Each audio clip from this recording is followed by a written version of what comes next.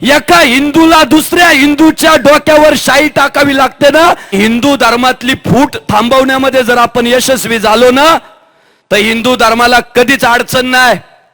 पण तुम्ही इतिहास बघा, आपल्याला दगा फटका जो झाला तो आपल्याच लोकांमुळे झाला.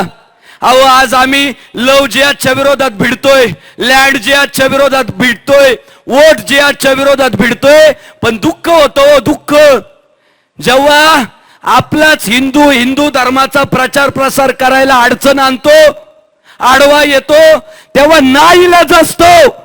एका हिंदूला दुसऱ्या हिंदूच्या डोक्यावर शाई टाकावी लागते ना तेव्हा आम्हाला सुद्धा दुःख होतं. काय आम्हाला त्यात फार आनंद झाला अशातला भाग नाही हो.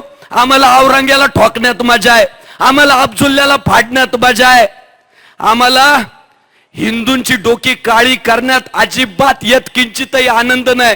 पण काय करणार, खंडोजी खोपड्यासारख्याचे हातपाय तोडावेच लागले. ही फितूर शेवटी धर्मासाठी घातक असतात. आणि शेवटी धर्माच्या आड जर सख्खा बाप जरी आला तरी त्याला सोडायचा नसतो.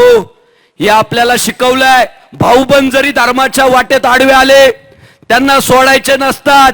काय शिकवलं महाभारताने, धर्मासाठी आप्तांशी लढणे मागे सरणे नाही, होता संभ्रम धनुर्धरा त्या स्फूर्तीप्रद हरिगीता गाई.